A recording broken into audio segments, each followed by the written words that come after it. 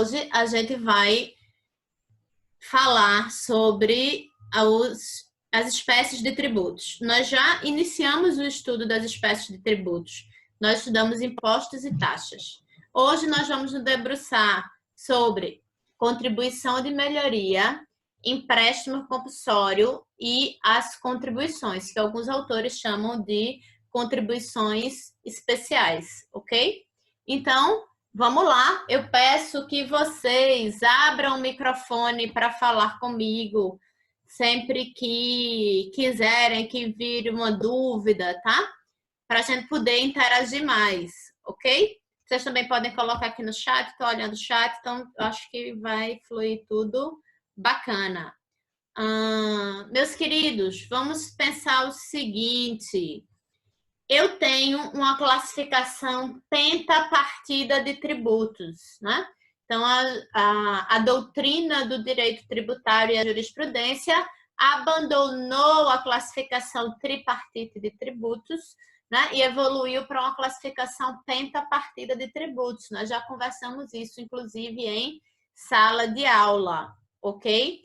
Vejam, na minha classificação pentapartida de tributos, quais são as espécies de tributos que eu tenho?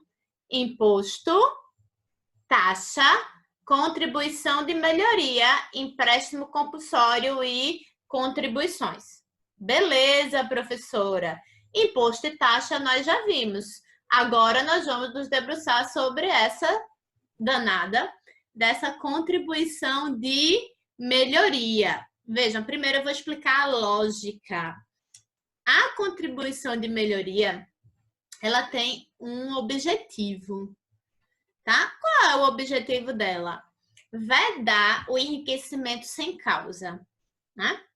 Então, a contribuição de melhoria, ela vai ser possível de ser instituída, ou seja, né? A Constituição vai determinar a regra de competência e vai determinar competência para a União, Estados e municípios, quando eu tiver uma obra pública e uma valorização de imóveis decorrentes daquela obra pública, tá? Então, já vou colocar aqui em termos práticos.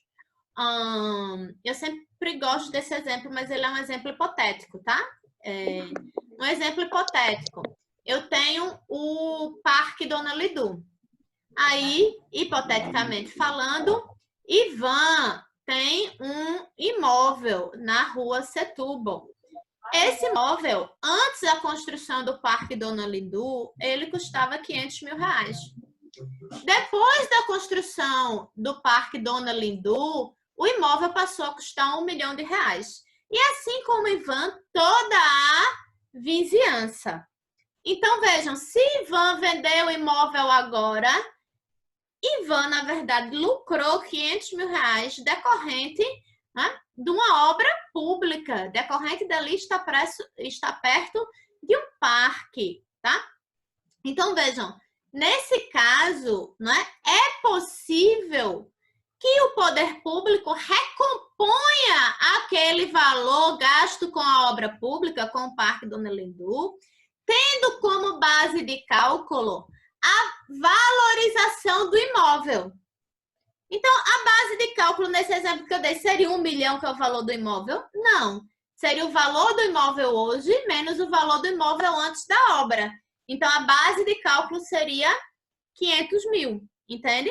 De Ivan e de tantos outros, tá? Então, seria possível ao poder público recompor esse valor, né? Aqui eu estou vedando o quê? O enriquecimento sem causa de Ivan e de tantos outros vizinhos, entendem? Então, é possível que, digamos assim, na lógica de mercado, na lógica de sistema capitalista, é possível, né, que a obra, então, se pague através de uma tributação. Qual vai ser o ente competente para instituir a contribuição de melhoria?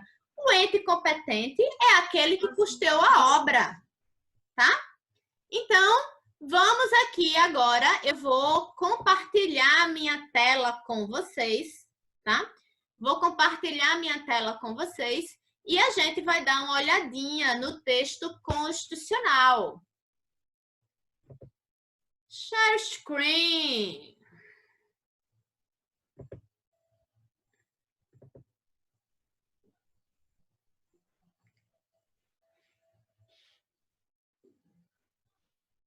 Bora lá. Eu sei que o artigo 145 da Constituição Federal, ele traz aqui, ó, inciso 1, 2 e 3, minha classificação tripartite de tributo, impostos, taxas, que nós já vencemos esse conteúdo. E agora a gente está vendo aqui, ó, contribuição de melhoria. Contribuição de melhoria decorrente de obras públicas. Ok, gente?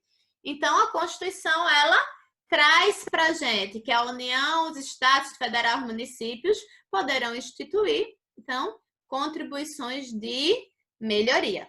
Ok?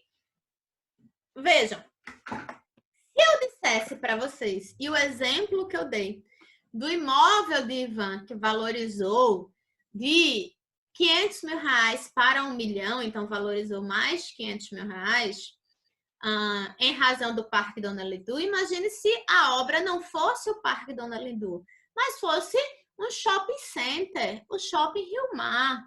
Por exemplo, hipoteticamente, Ivan tem um imóvel perto do shopping, o imóvel valorizou.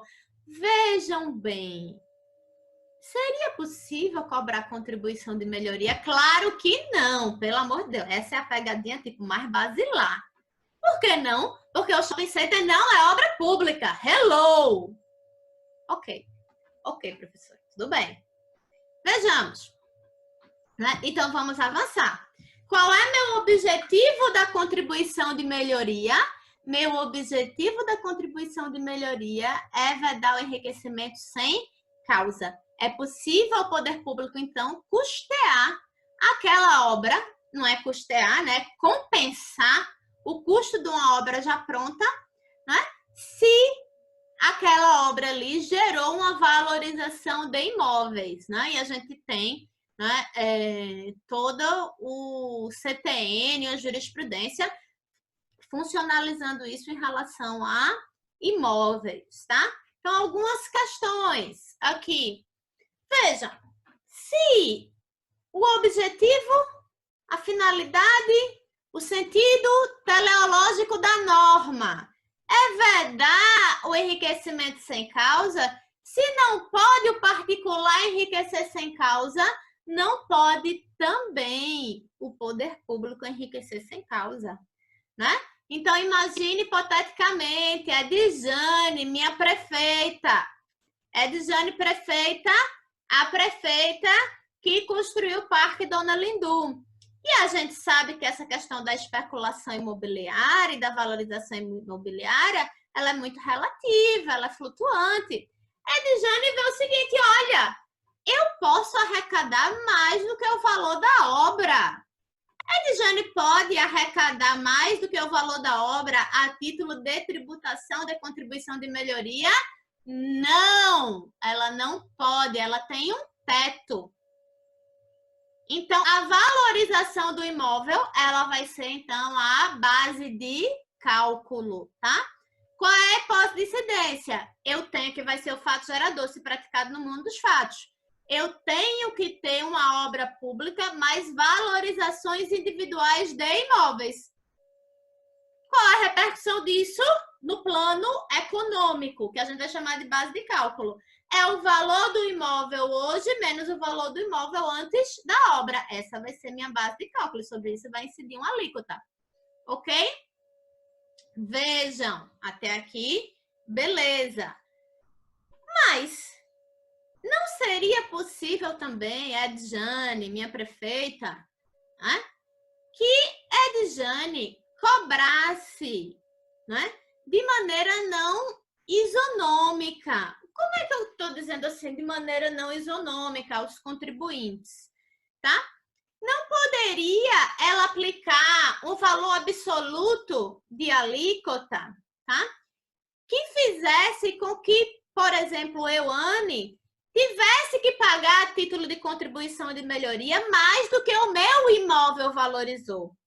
Porque aquele cálculo ali foi indexado em relação a outros imóveis.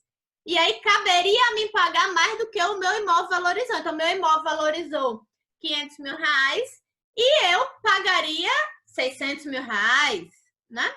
É lógico que isso a gente está falando em termos hipotéticos dessa limitação, porque a alíquota ela sempre vai incidir em cima daquela base de cálculo precisa. Então, quando eu faço esse raciocínio da lógica da base de cálculo precisa, né, eu já afasto essa possibilidade, né, de se contribuir mais. Mas imagine que Edjane colocasse uma alíquota de 100 e tantos %, né? Não poderia, tá? Ela tem uma limitação. Gente, bora lá.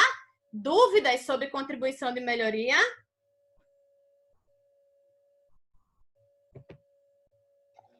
Ô, Anny, deixa eu só te perguntar uma coisa, pra você entender direito. Então, tu falou que o poder público também não pode se enriquecer, não pode se enriquecer licitamente, não pode cobrar além do valor da obra. Isso. Então, como é que ele faz isso na prática? Porque, digamos que uma parcela das pessoas que têm um imóvel na redondeza pague, e aí ela atinge determinado valor. Aí quer dizer que dos não, outros ele veja, é cobrado... Vamos lá. Não é quem pagou, é quem pode pagar. Tu entende? Vejam. Vamos lá. A obra custou 1 milhão, certo? 1 milhão foi a valorização de 2 imóveis. Então, ele vai planejar uma arrecadação de 1 milhão, que ele vai ter que fazer um cálculo, né? Que ele vai dizer, olha, eu vou arrecadar mais ou menos aqui até 1 milhão. Então, a alíquota ela vai ser 0,0% para cada um que teve a valorização do imóvel, entende? E esse estudo e essa, como é que eu diria assim, a instituição da contribuição de melhoria, ela está condicionada ao valor do custo da obra preciso, que a gente vai chamar de orçamento, ao memorial descritivo da obra, entende? Então, de fato, é um tipo de tributação que ela tem muitas variáveis e aí ela termina sendo fácil de impugnar. Eu não lembro, né, desde que eu atuo com esse tema, de uma contribuição de melhoria aqui no Recife, mas em São Paulo, né, já tem uma certa recorrência de contribuições de melhoria. Mas entende o que ele está dizendo? Ele não pode arrecadar de 2 contribuintes e não arrecadar dos demais. Quando eu digo arrecadar, é cobrar, né? É colocar na lei aqueles como sujeito passivo, né? É o princípio da isonomia. Todos aqueles que praticaram fato gerador serão sujeitos passivos. Então, ele vai ter que fazer um cálculo que a alíquota seja lá embaixo para ele poder arrecadar até, no máximo, o valor total da obra, tá? Ficou claro? Acho que foi o Ivan que perguntou, não foi? Foi, é que eu tava, tava apanhando para ver o microfone. Não ficou, entendi. Ele vai bolar alguma forma de cálculo lá para que todo mundo que se beneficiou seja impactado de forma igualitária, né? Até o limite Isso, porque senão ele rompe com o princípio da isonomia. Ele não pode cobrar de uns e não de outros que praticaram o fato gerador. A exação tributária vai incidir sobre todos. E aí, logicamente, vai ter a inadimplência. A inadimplência vai ser tratado no quesito da inadimplência, tá? Então, vai para dívida ativa e blá, blá, blá. Ok? Como assim um tempo? É o exercício financeiro, né? Aquilo vai ser cobrado. Tem uma lei municipal que vai instituir o tributo. E aí essa lei municipal, ela vai ter que observar o princípio da legalidade, anterioridade, blá, blá, blá, blá, blá. E aí ela vai ser cobrada num determinado exercício financeiro. Se a questão é se ela pode ficar se repetindo. Não, ela não pode ficar se repetindo, porque eu tive, veja, o fato gerador é a ocorrência daquela valorização. Aquela ocorrência daquela valorização, ela se dá com o advento da obra, tá? Ela não se perpetua no tempo, como a propriedade do imóvel, que ela se perpetua no tempo para todo o resto da vida, entende?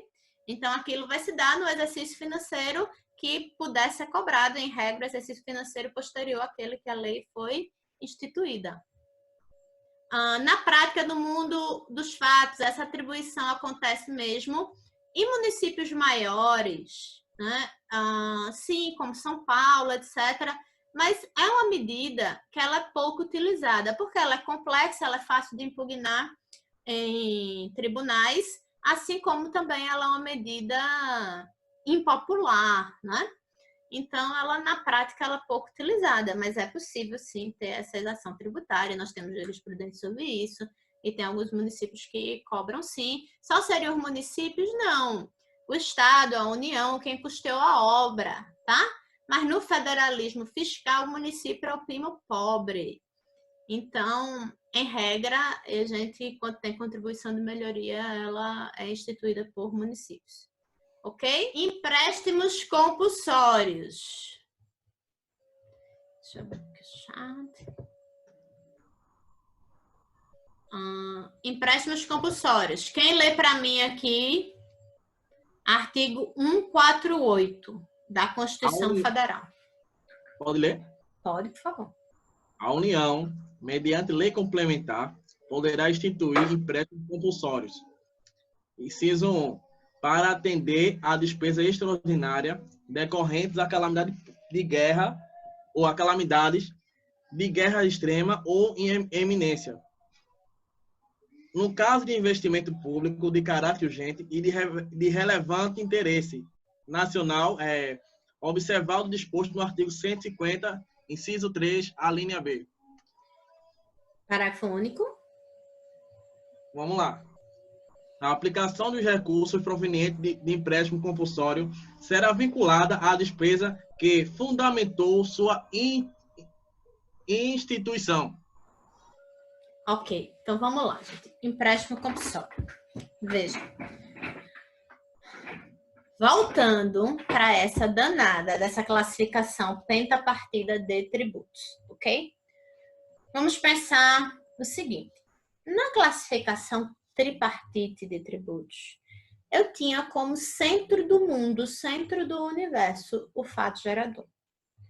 Quando eu vou para a classificação pentapartida de tributos, e aí eu passo a incluir, enquanto tributos, tanto o empréstimo compulsório quanto as contribuições, que alguns autores chamam de contribuições especiais, né?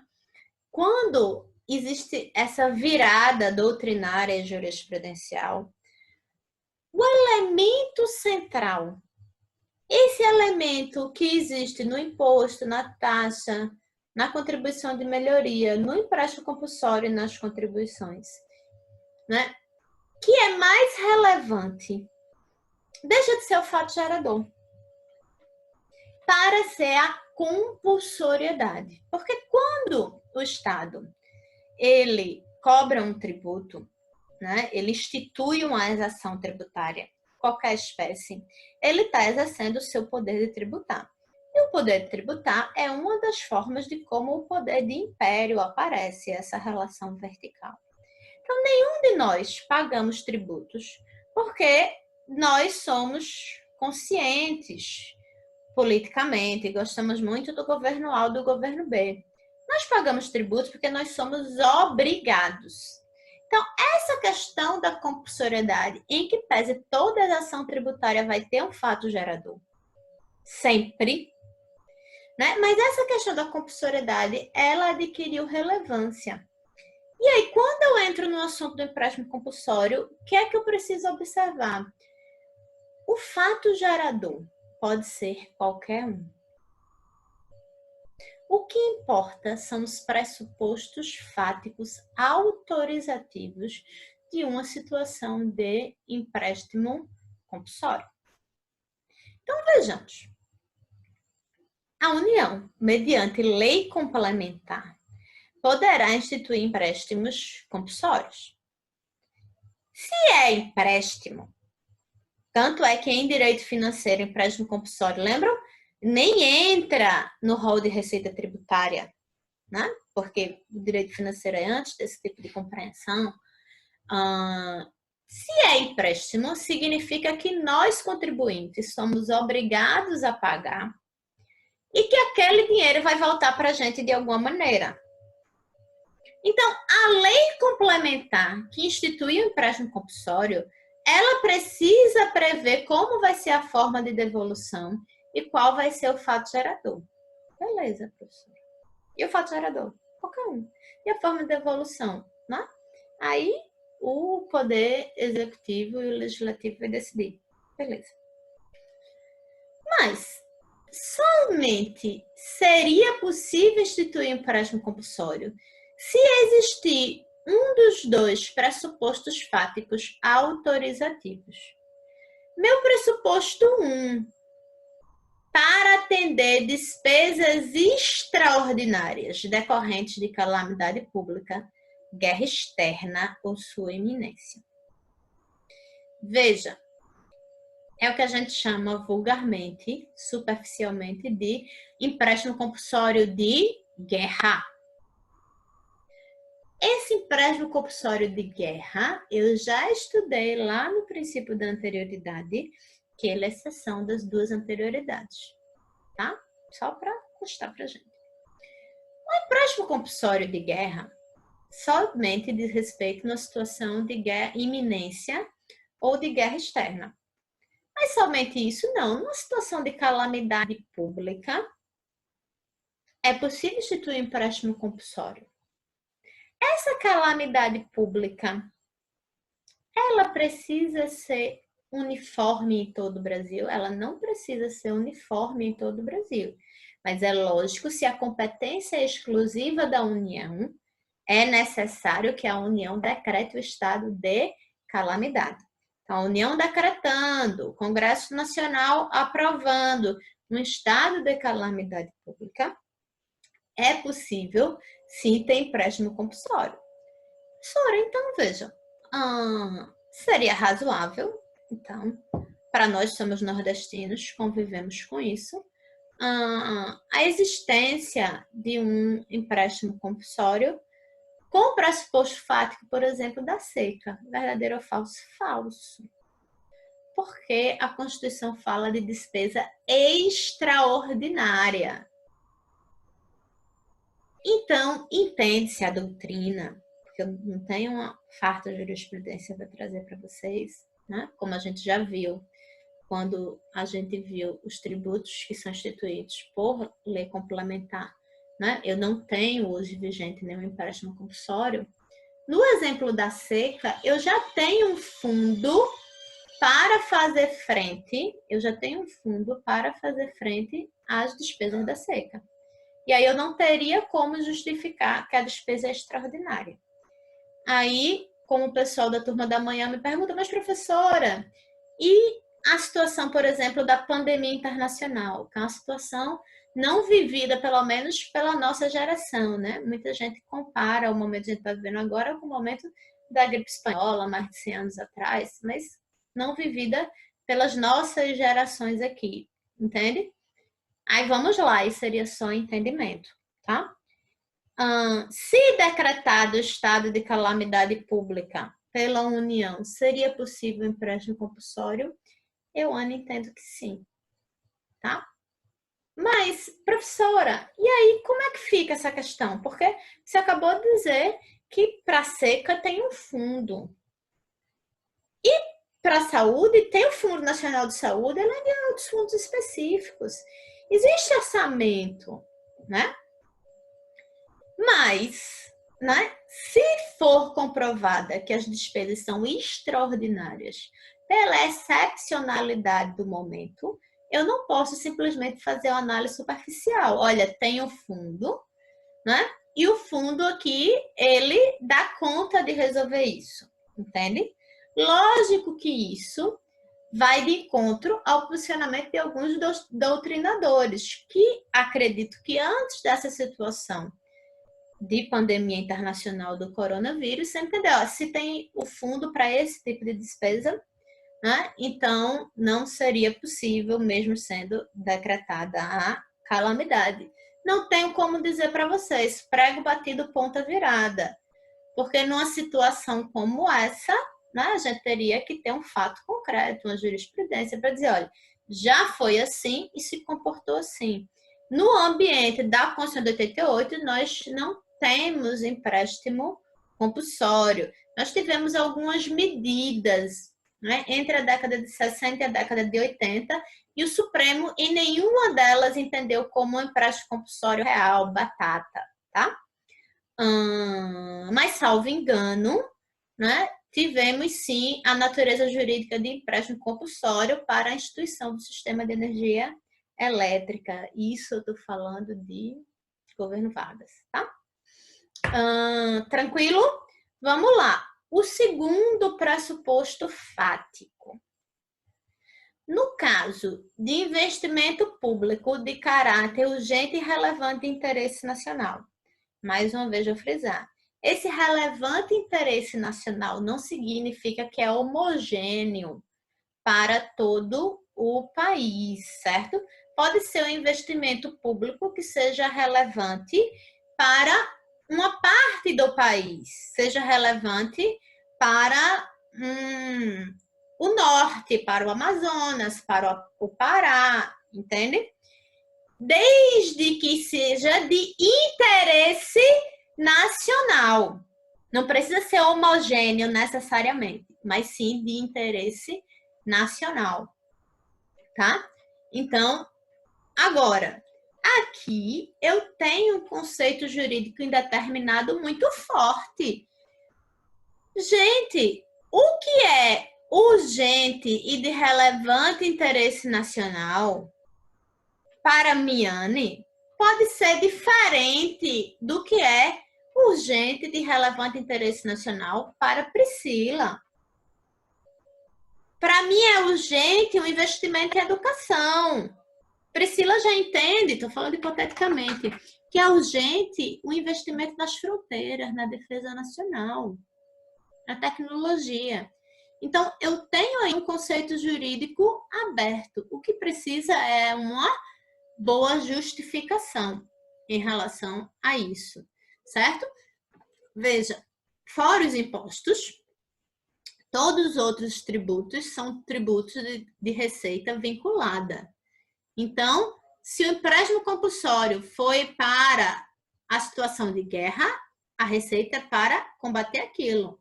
Se o empréstimo compulsório foi para a situação de calamidade pública, a receita é para combater aquilo. Se o empréstimo compulsório foi para investimento nas fronteiras, na defesa nacional, então a receita é para combater aquilo. Tranquilo, gente? Dúvidas sobre empréstimo compulsório? Turmicha.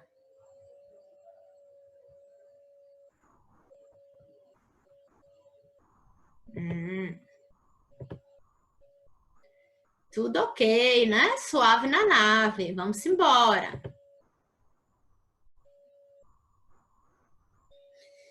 Gente, contribuições. Alguns autores chamam de contribuições especiais. Eu prefiro chamar tão somente de contribuições. Bora lá, meus amados. Olhem só. Eu vou fazer como nos outros. Eu explico a lógica, depois a gente vai para o texto, certo? Que aí fica mais fácil do raciocínio fluir. Eu já disse para vocês, vocês são meus amigos, são meus alunos de longas datas, então vocês sabem que o Estado ele é um polvo com vários tentáculos.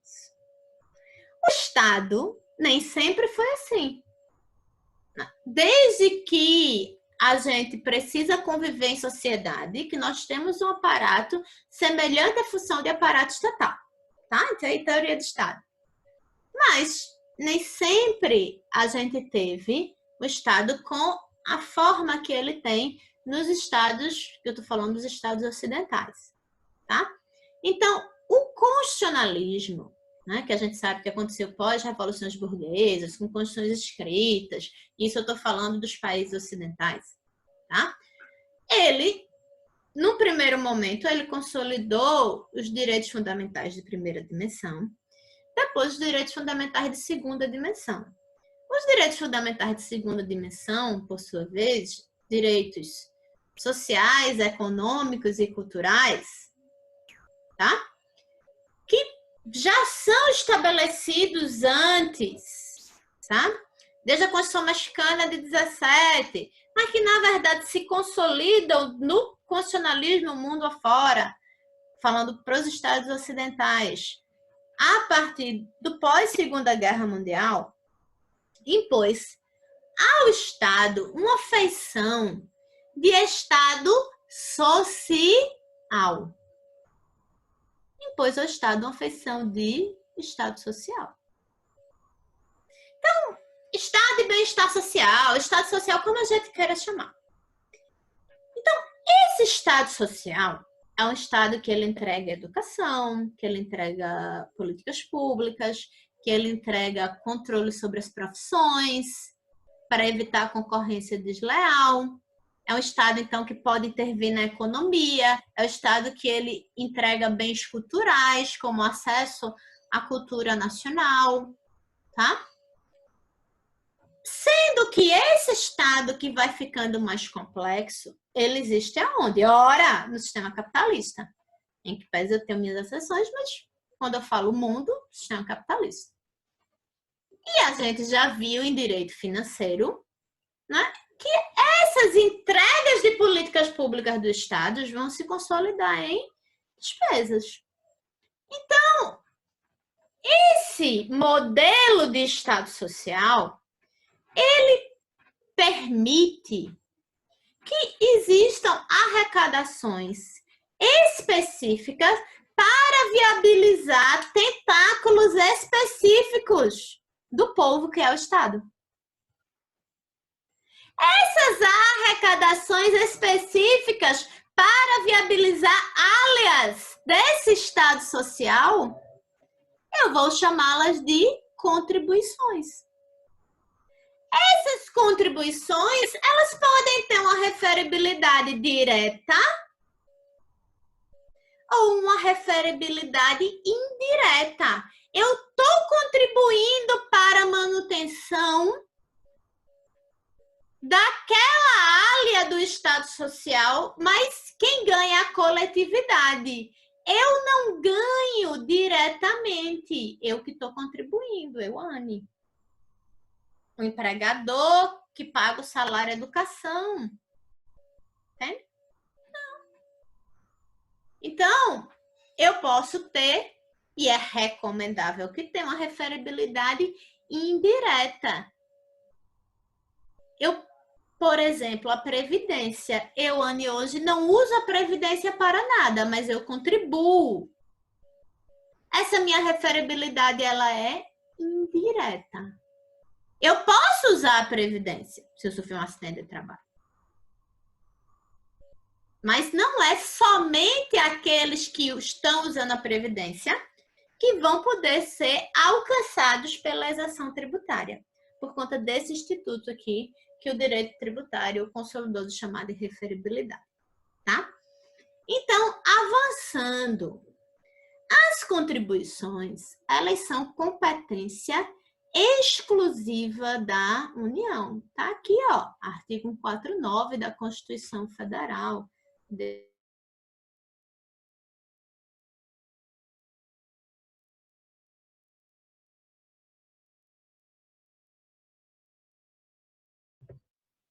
Vocês estão me ouvindo? Eu fiquei falando no mudo por lesa eu. Agora sim. Tá, vocês ouviram até onde?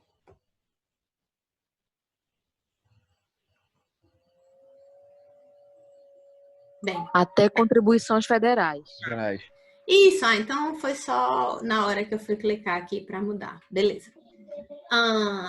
Artigo 149. Compete exclusivamente à União instituir contribuições sociais de intervenção no domínio econômico e de interesse das categorias profissionais ou econômicas, como instrumento de sua atuação nas respectivas áreas.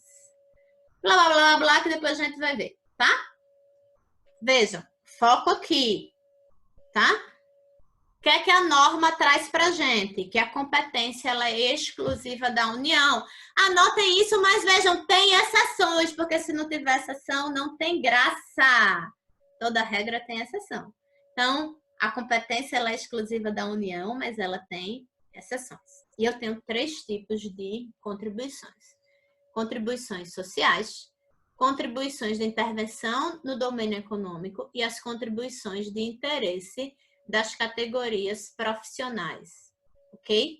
Essas contribuições de interesse das categorias profissionais, eu, Anne, prefiro chamar de contribuições parafiscais, porque elas vão sustentar o parafisco, ok? Vamos lá, então, às 3 espécies de contribuições. Gente, nesse formato aqui, eu não estou conseguindo visualizar o chat, então, dúvidas, eu peço que vocês abram o microfone, tá?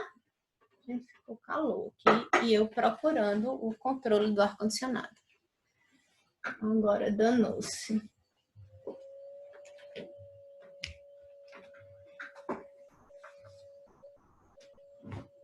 Bem, vamos lá. Tô no calor aqui. Onde foi que eu botei isso? Tá, vamos embora. As contribuições parafiscais, elas são para sustentar o parafisco. O que é que eu estou falando? Eu estou falando do CREA, a contribuição anuidade, que os engenheiros pagam ao CREA. A contribuição que os arquitetos pagam. A contribuição que os arquitetos pagam, os engenheiros arquitetos pagam aos seus respectivos conselhos.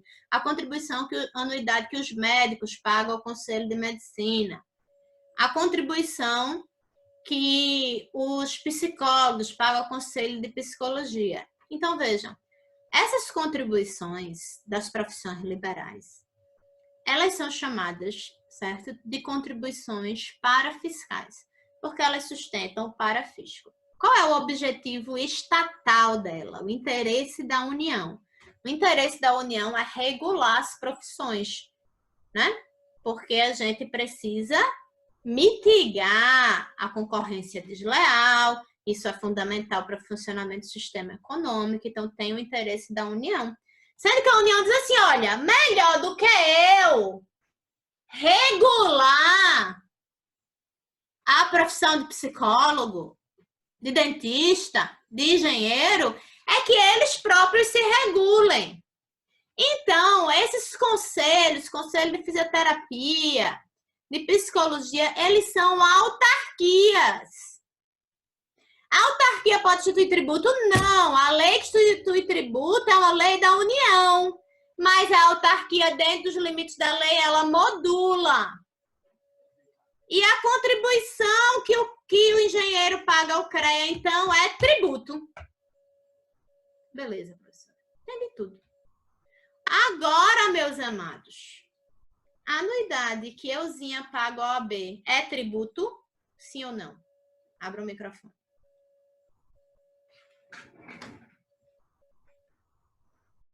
Eu creio que não. Por quê? Eu acho que é taxa. Porque, Por quê? assim, no meu entendimento, no meu humilde entendimento, eu creio que a contribuição de cada advogado seja para a manutenção em si da categoria, da ordem. Ou estou errado? Tá quase certo, foi o Wilson que falou, né? Tá quase Isso. certo, Wilson. Tá quase Então, certo. O professor não seria vou tirar taxa aqui. pelo fato de justamente disso da manutenção? Não, porque eu não posso ter uma instituição privada com capacidade de fiscalização.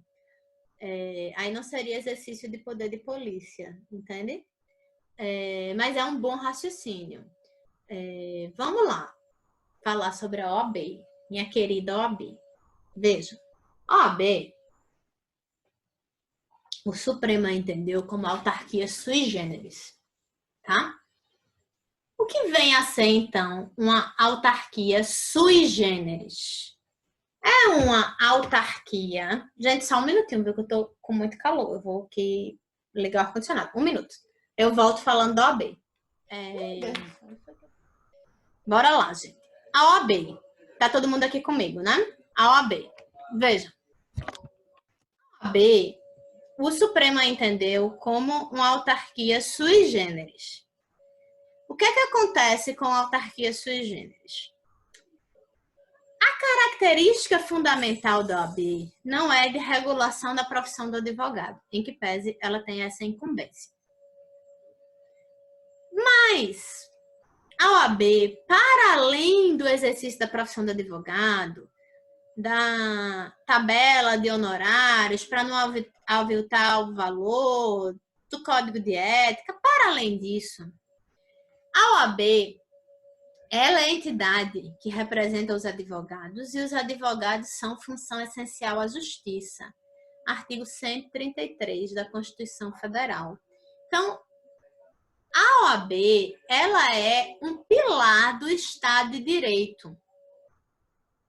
O compromisso, se eu tivesse que sopesar, não tem sopesamento, se eu tivesse que sopesar, o compromisso com o Estado de Direito democrático da OAB, ele é maior do que esse compromisso específico de regular a economia. Entende? De regular o exercício da profissão de advogado. Então, a OAB, enquanto autarquia sui generis, certo? A OAB, enquanto autarquia sui generis, a anuidade que ela recebe não é, até então, em que pese tenha contestações, recurso público. Não é tributo. Por quê? Porque a OAB, para ser função essencial à justiça, precisa ter autonomia. E para a OAB ter autonomia, a OAB precisa, essa natureza jurídica da anuidade que os advogados pagam, né? Ela precisa ser de natureza privada para garantir o próprio sistema de justiça. Deixa eu ver aqui as dúvidas.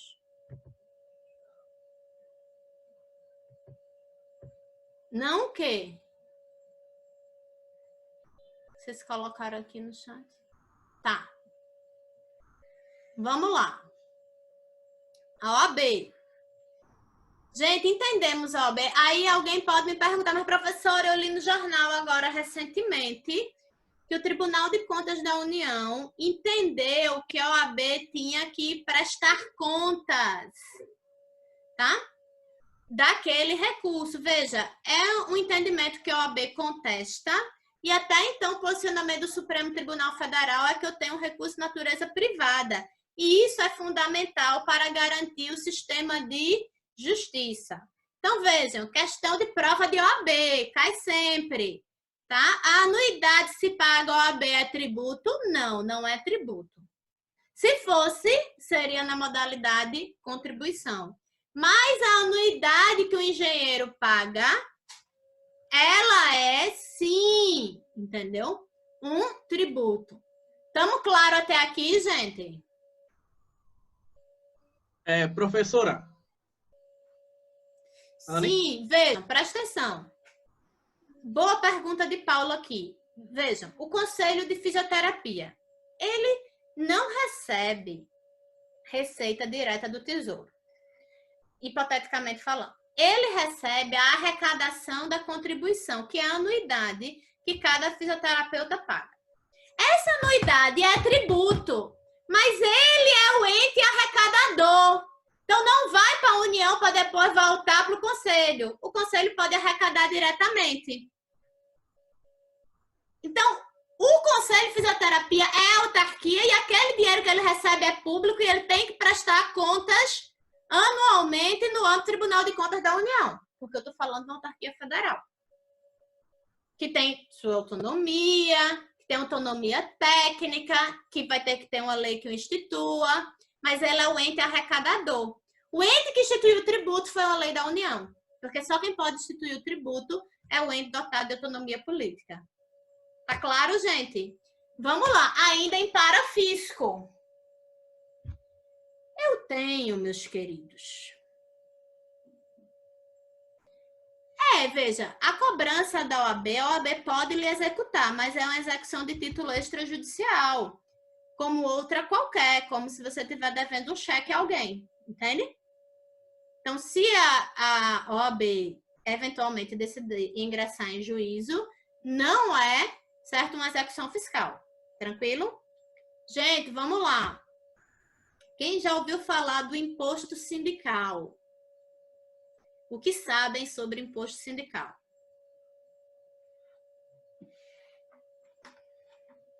Esse imposto sindical, Anne, é aquele que os funcionários sempre tem aquela taxa que paga o sindicato todo ano, ou estou enganado? Isso. Pronto.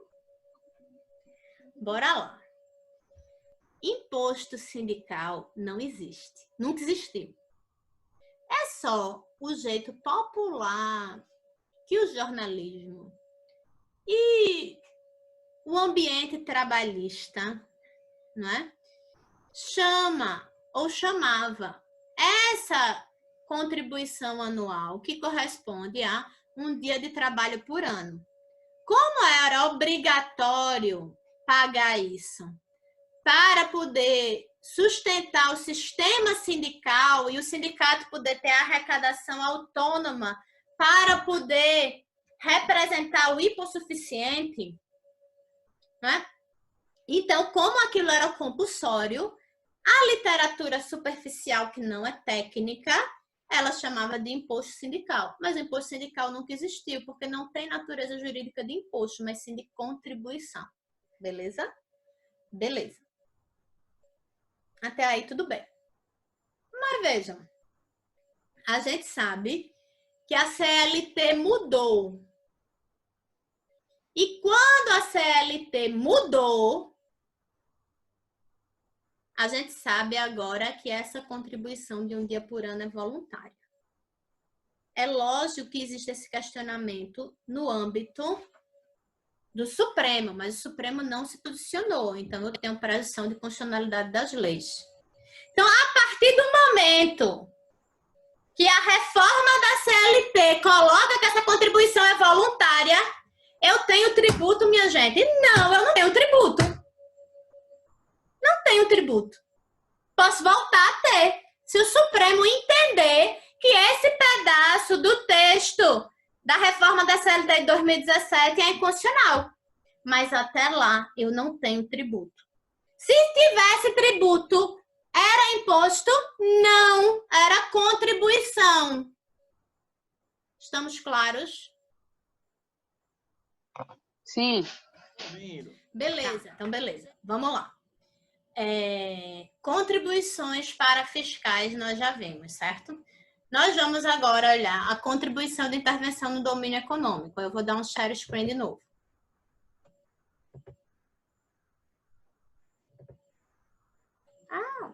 Cadê? Aqui. Vou explicar a lógica. A contribuição de intervenção no domínio econômico, lembra daquele link que eu fiz com os direitos fundamentais de segunda dimensão?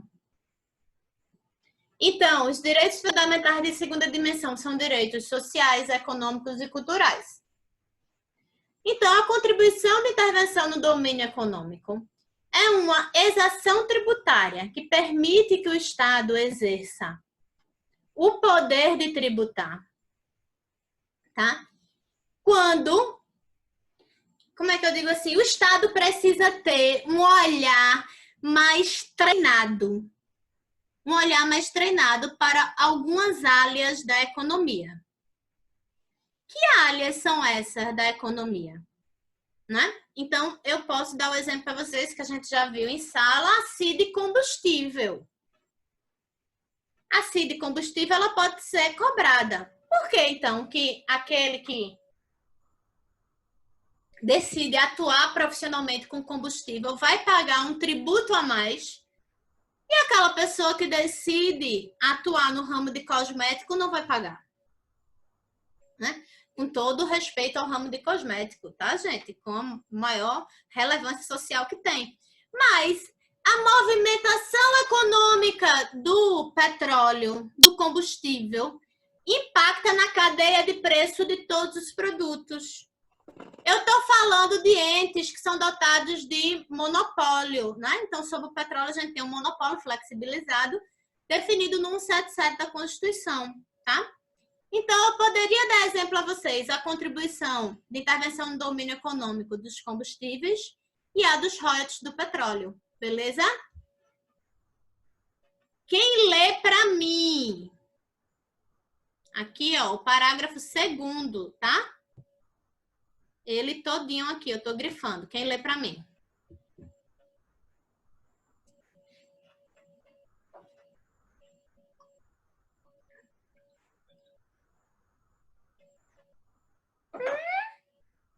Cadê a Dijane para salvar vocês?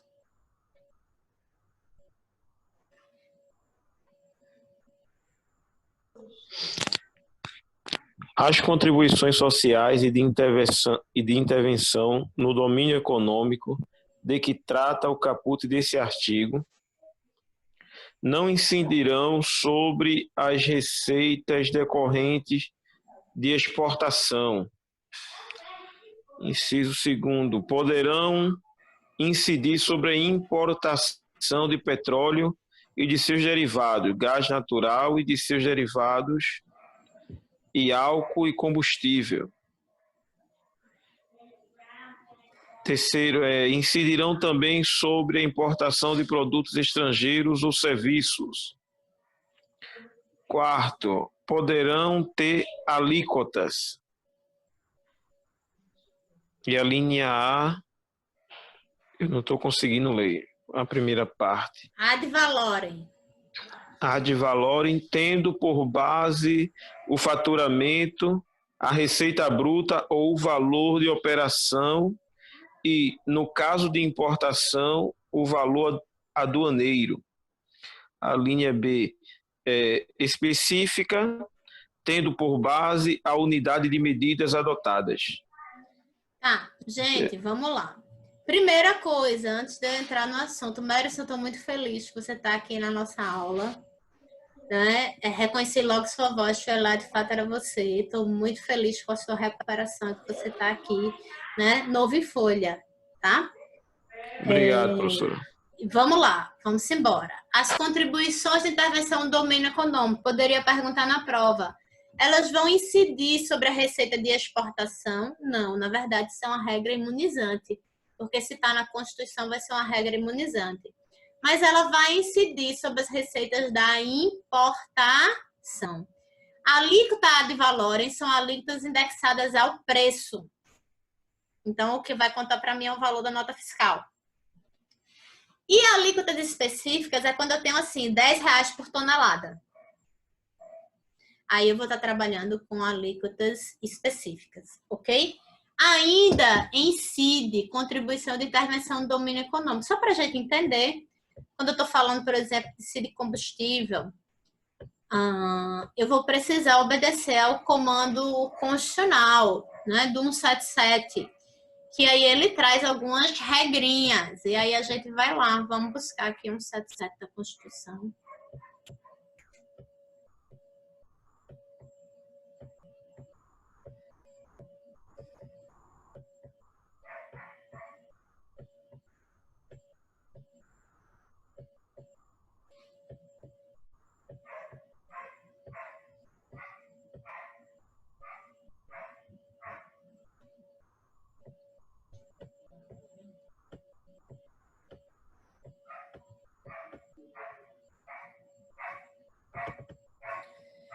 Veja, 177 constitui monopólio da União, aquela regrinha do monopólio, tá?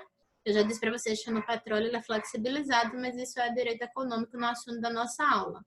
Eu vou para o parágrafo 4º. Quem lê para mim o parágrafo 4º?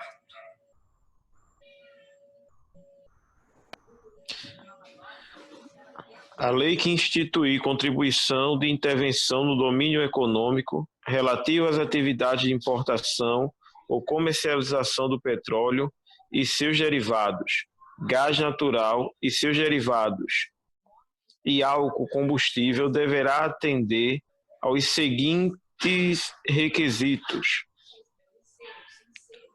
Inciso primeiro do parágrafo 4º. A alíquota de contribuição poderá ser, a linha A, diferenciada por produto ou uso. A linha B, reduzida e restabelecida por ato do Poder Executivo, não se lhe aplicando o disposto no artigo 150, inciso 3º, a linha B. Tá. Continua aí. Os recursos arrecadados serão destinados.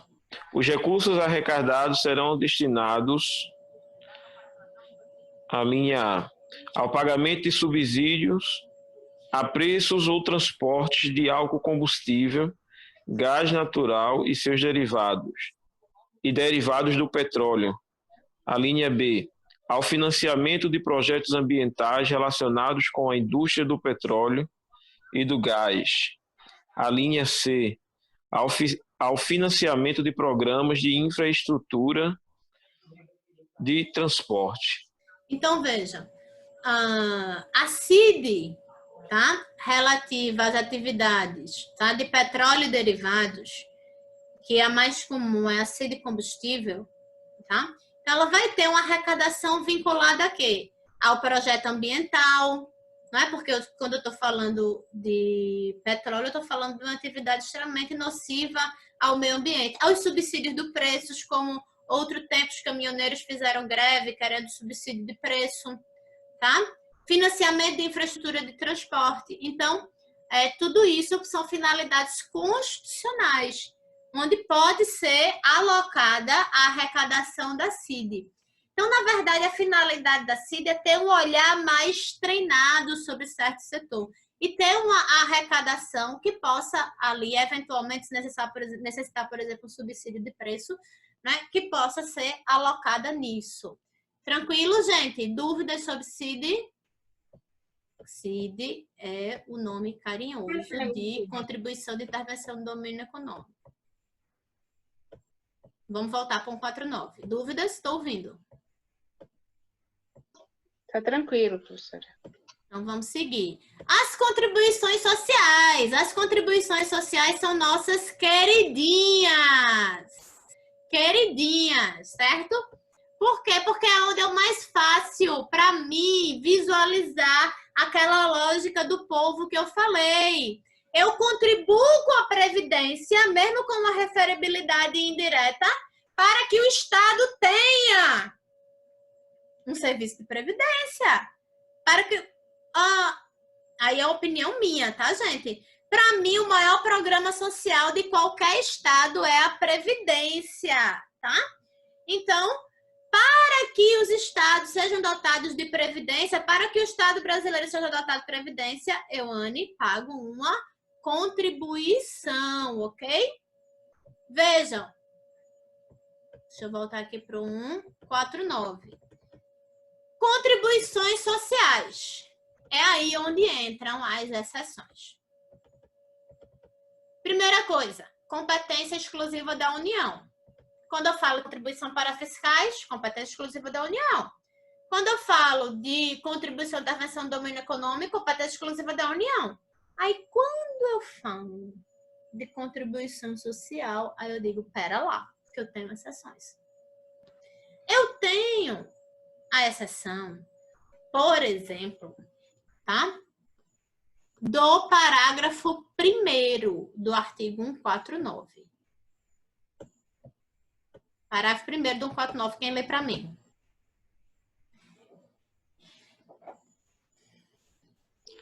A União, os estados, o Distrito Federal e os municípios instituirão, por meio de lei, contribuições para custeio de regime próprio de previdência social, cobrado dos servidores ativos, dos aposentados e dos pensionistas, que poderão ter alíquotas progressivas de acordo com o valor da base de contribuição. É isso, professor? Está com o cursor em cima. Eita, da base de contribuição dos proventos da aposentadoria e de pensões. E de pensões. Tá, então vejam, presta atenção. A competência, ela é da União. Quando eu estou no regime geral, eu, Anne, sou da iniciativa privada, então eu estou no regime geral, tá? Tá muito claro. A União arrecada e a União viabiliza o sistema de previdência. Beleza. Mas quando eu vou para a questão dos servidores públicos, aí eu tenho um regime próprio. No regime próprio, os estados e os municípios, eles não vão instituir o seu sistema de previdência próprio para dar conta dos servidores? Então, esse sistema de previdência, ele desafogou a competência da União, entende? Então, a própria Constituição trouxe, olha, para financiar o regime próprio, que é aquele dos servidores públicos, de estados e municípios, então, os estados e os municípios, por conta do sistema federado, eles vão poder, sim, ter a competência para instituir contribuições. Certo? Tranquilo, gente? Aí eu estou falando de contribuição previdenciária de regime próprio. Então, o Estado, ele pode ter competência para instituir contribuição previdenciária de regime próprio. E o município tem duas exceções. Contribuição previdenciária de regime próprio e tem a segunda exceção, que é a contribuição social de iluminação pública. Artigo 149A. Esse aqui, ó. Quem lê para mim?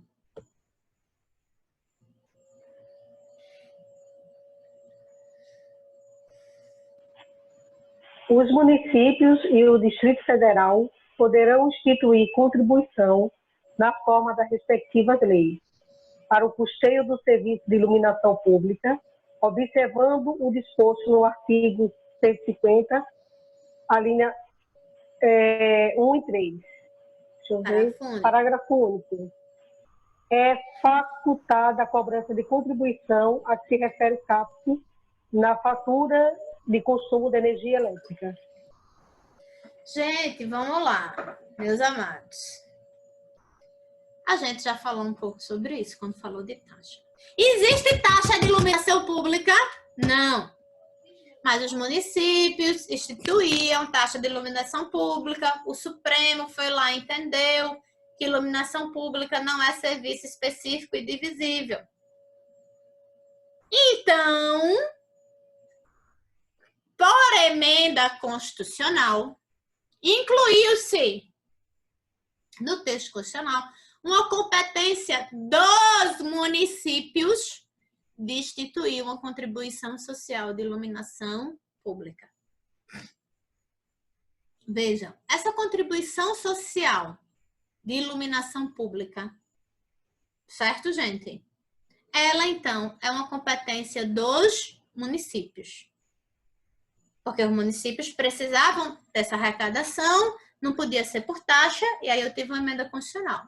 Então, a competência exclusiva da União, ela tem, em relação aos municípios, duas exceções. A COSIP e a contribuição previdenciária do regime próprio. Ok? Veja, meu principal exemplo de contribuição social é a contribuição previdenciária. Aí ainda, a gente já está chegando pertinho do fim da aula, eu vou ter que ir lá para o 195, que fala do custeio do sistema de previdência. Porque a gente não paga a contribuição para ela poder fazer face a uma área do Estado. Essa área do Estado que eu estou falando é o regime de previdência, tá? Daí, eu vou para o 195. 94, 95. 95. Pode ler?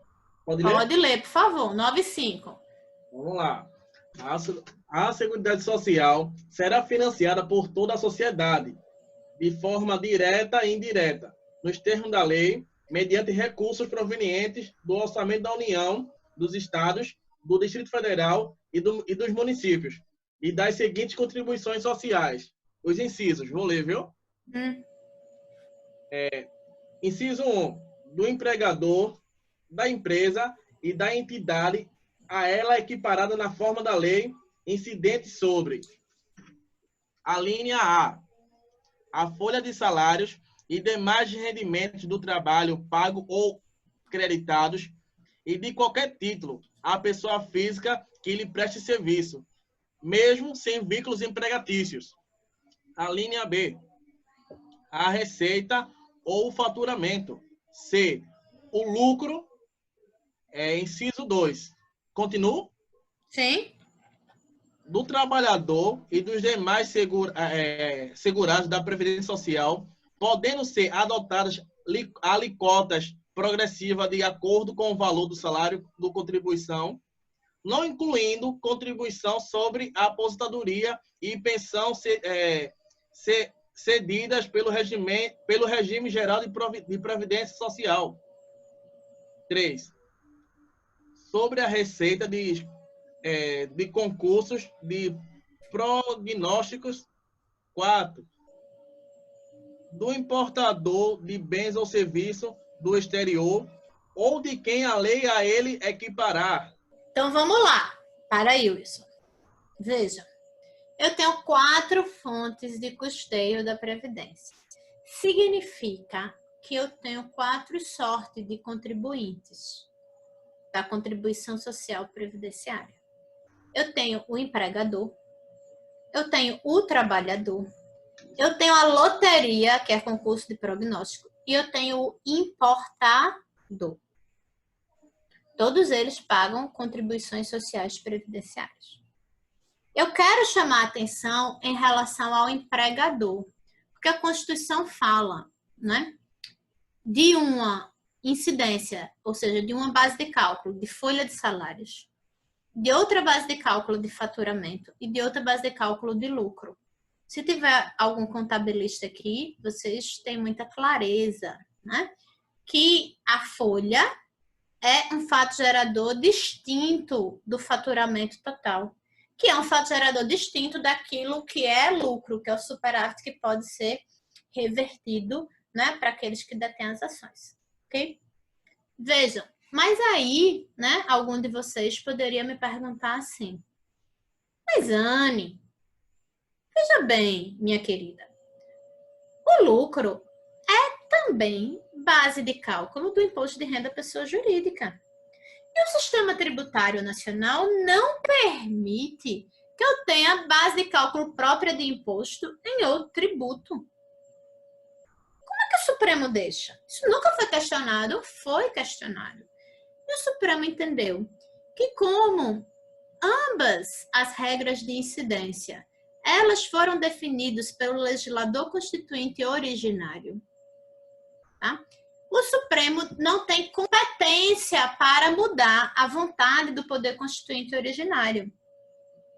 Então, o empregador, sobre o lucro, ele paga o quê? Imposto de renda e contribuição social sobre o lucro líquido, tá? Críticas, lógico que a gente tem críticas, né, ao sistema, do jeito que ele é colocado, o sistema tributário, principalmente o sistema tributário no âmbito das contribuições. Não que as empresas não devam contribuir, elas devem contribuir, mas eu coloco, né, um âmbito de contribuições que, de fato, né, dificulta o sistema tributário das empresas, tá? Fora tantas outras tributações, ok?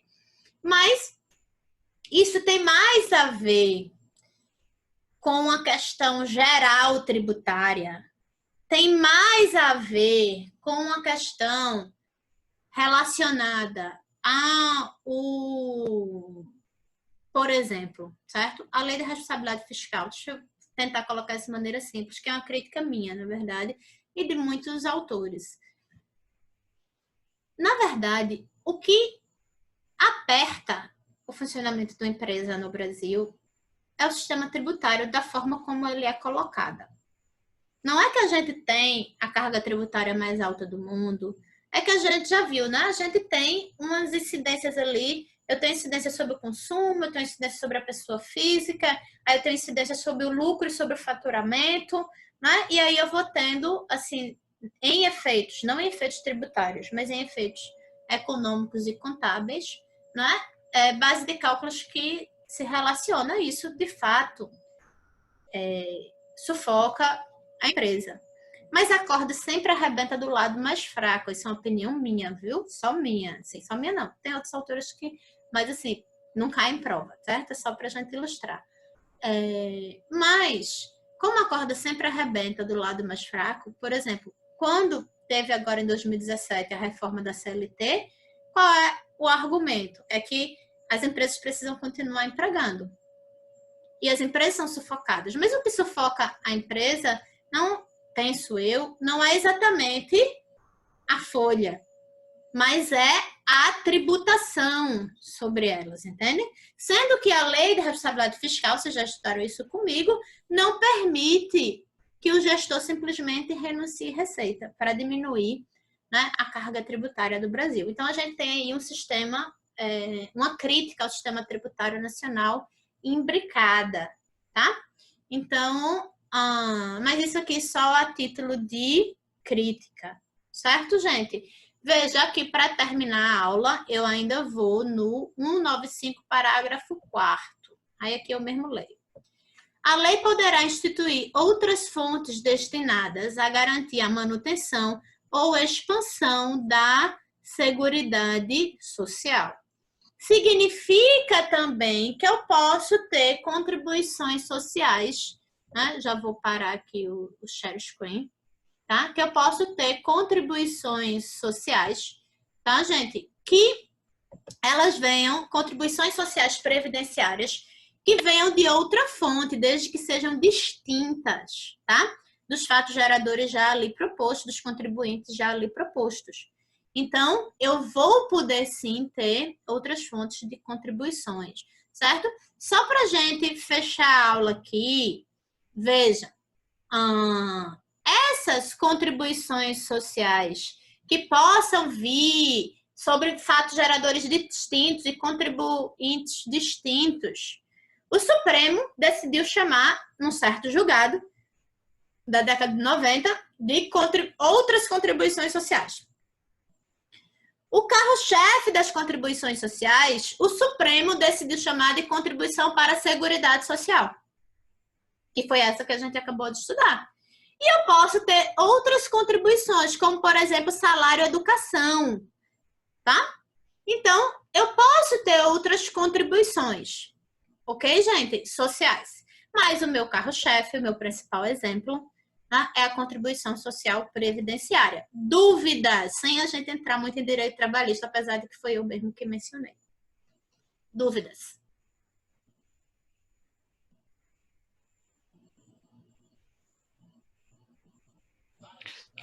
Na questão da contribuição previdenciária, antes aqui até dezembro do ano passado, de 2019, os servidores públicos aposentados da inatividade aqui do Estado, eles não pagavam nenhuma taxa previdenciária, nenhuma contribuição previdenciária. E a partir de agora janeiro de 2020, eles começaram a pagar. É com base nesse artigo aí da Constituição que a gente lê? Exatamente com base nesse artigo da Constituição, tá? E por que antes eles não cobravam, professor? Porque teve a reforma previdenciária que mudou. Então, a reforma previdenciária mudou o âmbito de incidência e mudou as alíquotas, entende? Então, a reforma previdenciária, aí se você estudou a professora Ana Flávia em Direito Previdenciário, porque eu não entendo os meandros da reforma previdenciária, mas ela mudou as alíquotas, né? E ela ampliou a incidência para certos tipos de contribuintes, né? Trabalhadores, né? Então, por isso que muita gente diz que é injusta e tal, certo? Mas a reforma da Previdência, eu tive que ter alteração na Constituição, eu tive que ter alteração legal. Mas termos, assim, específicos da reforma da Previdência é melhor falar com a Aninha. Tranquilo, Merson? Tranquilo, Anne. Meus queridos, mais dúvidas? Estou aqui para isso. Por hora não, tem que estudar para poder ter mais dúvida, professora. Pelo menos eu, né? Mas, minha gente, como vocês choram. Um negócio suave na nave desse.